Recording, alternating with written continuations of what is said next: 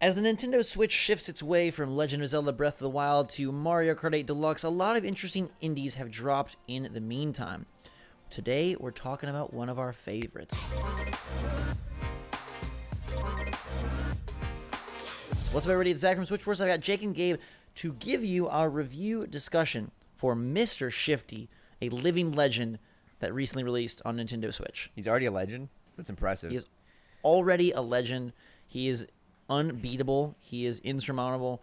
And he is $14.99 on the platform that we play every day. And I think this game is actually really, really, really cool. It's a nice riff on the Hotline Miami formula that feels a little bit more... It's easier. It's easier. It is easier, but I was just going to say it has a little bit more...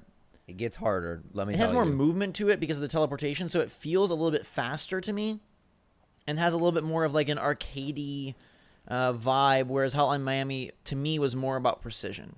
Yeah, and Jake has completed the game, so he knows better than us. Zach and I have played around half. There are 18 levels. I've played through 8. Zach has played through 9. So, we're not fully aware of what the second half of the game has in store for us. That's what Jake is here for.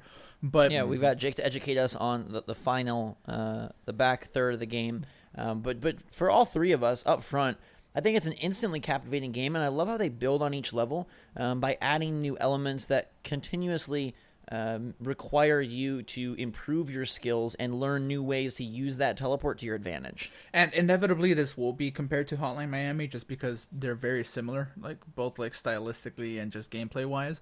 But right. Jake, I wanted to bring this up earlier. You said that this gets much harder. Hotline Miami starts hard.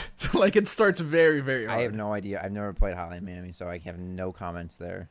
Okay. All right. So tell us all about Mr. Shifty. Well, like Zach was saying, it keeps it fresh every time, and I like that it does get increasingly harder for sure. And there's sometimes where you'll enter a room and you'll just get smacked in the face and you lose immediately because it throws something at you that you've never encountered before.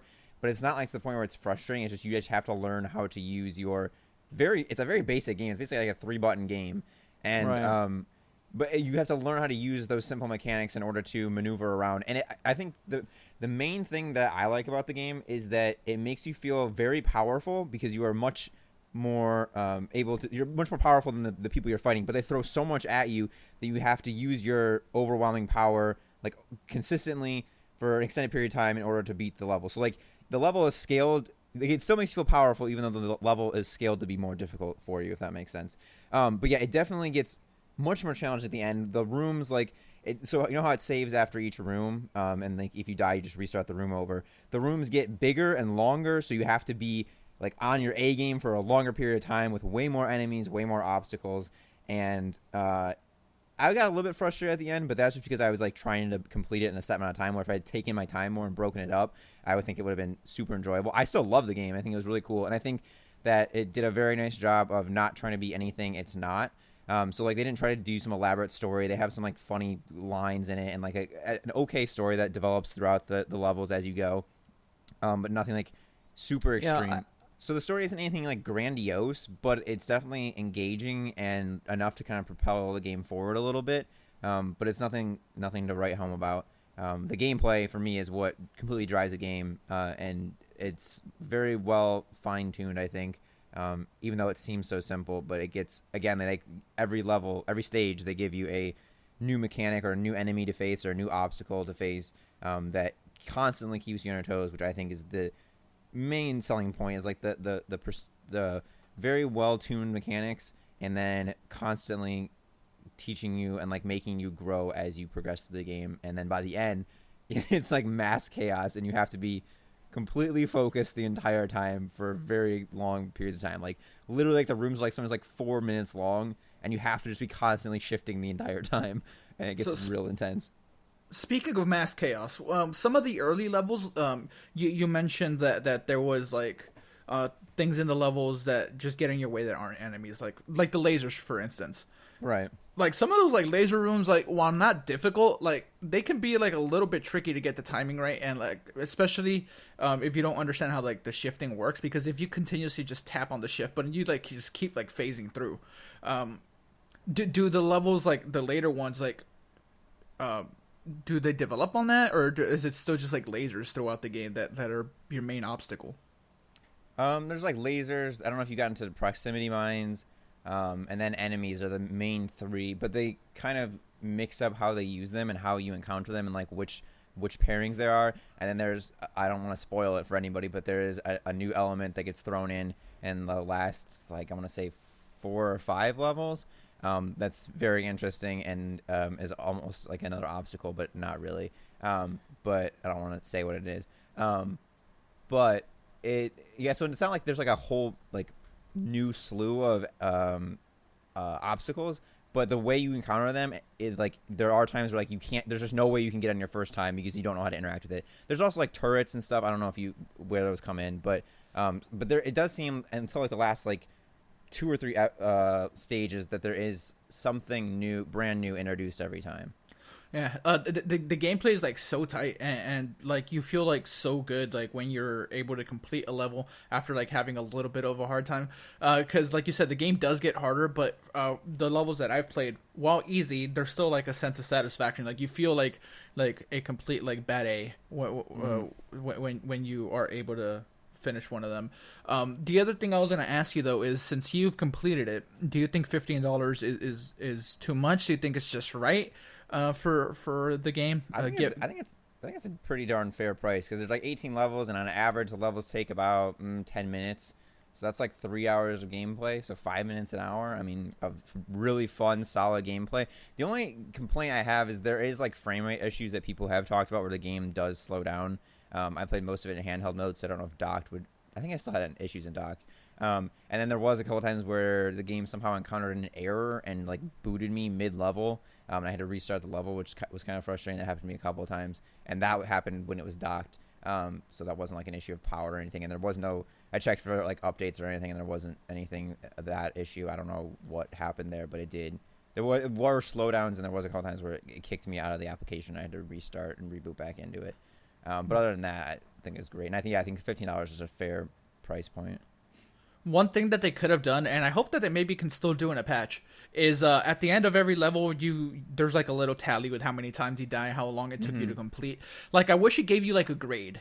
Like an A rank, S rank, so that you can like have a little bit more replayability, where you like, okay, you got like a B in like, level 3, so you go back to that level and try to perform better to get like an S rank, which like would unlock stuff. Because that's the thing, like as far as I know, there's like no unlockables or anything like that. Like I feel like that you don't unlock anything post completion. I guess the only thing that they like, maybe they didn't think about a rating system, or like wanted you just to play against your own time and against your own deaths, for replayability. Like you just try to get like a perfect run, I guess.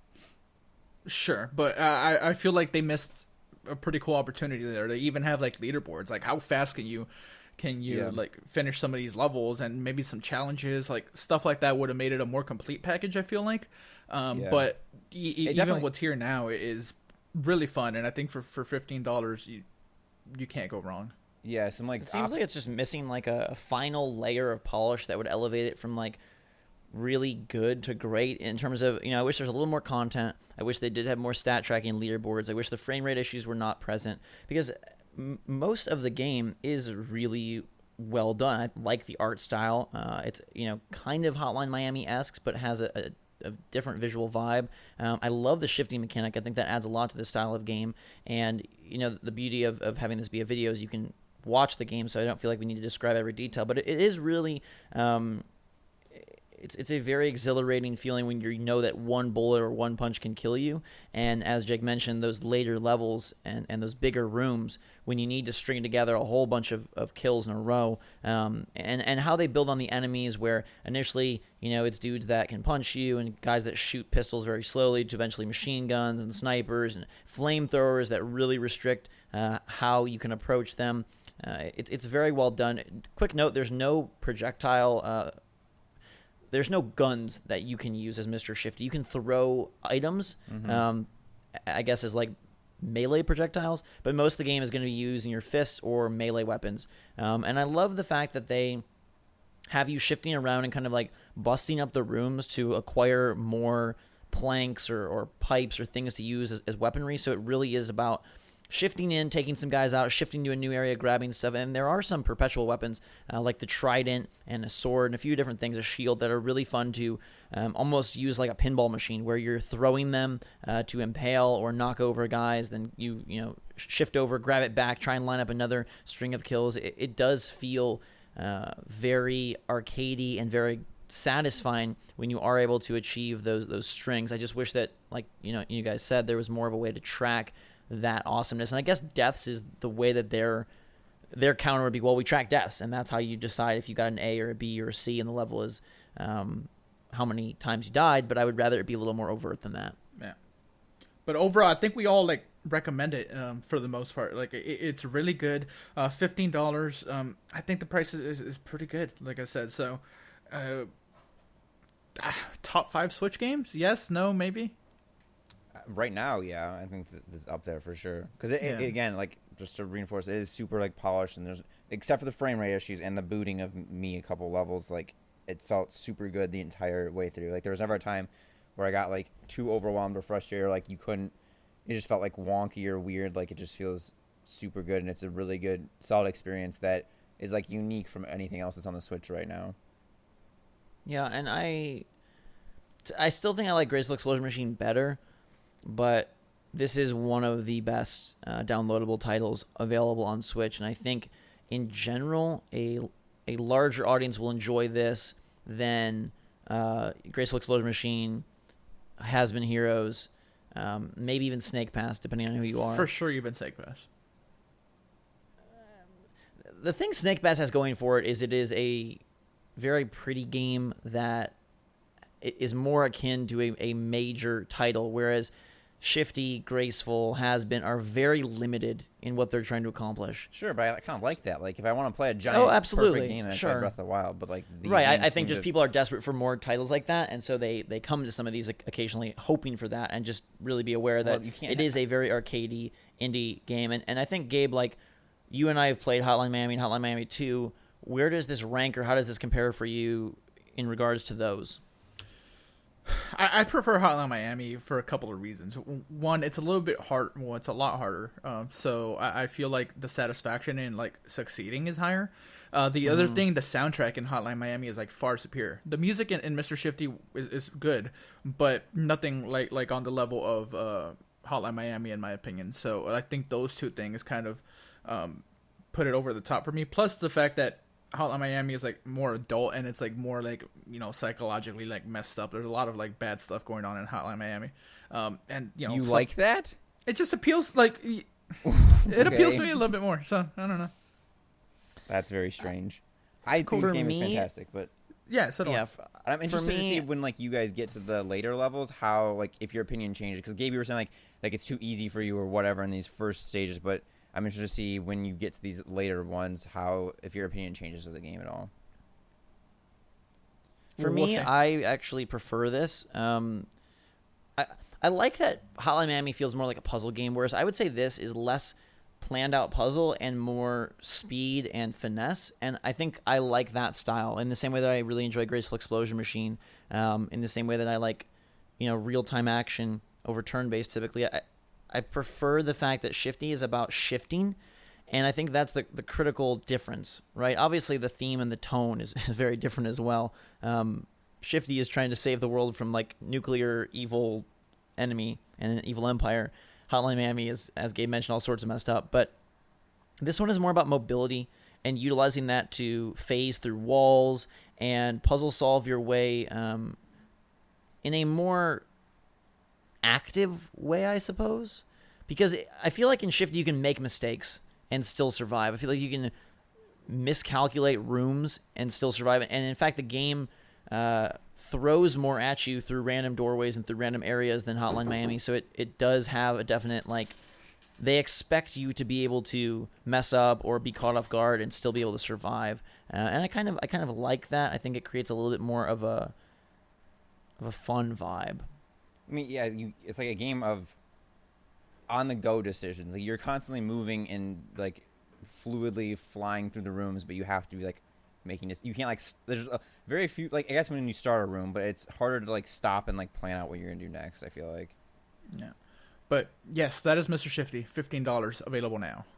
Let us know in the comments down below what you think of Mr. Shifty. If you've played it yourself, give us your take. And if you are looking to pick it up, let us know if you will be doing so. Until that time, everybody, thanks so much for watching. We will continue to cover the indies, the AAA, and the in-betweens for Switch. So make sure to hit that like button, subscribe to stay up to date on the latest and greatest from the Switch and us here at Switch Force. Hit that notification bell if you want to be one of the first to hear and see all about them.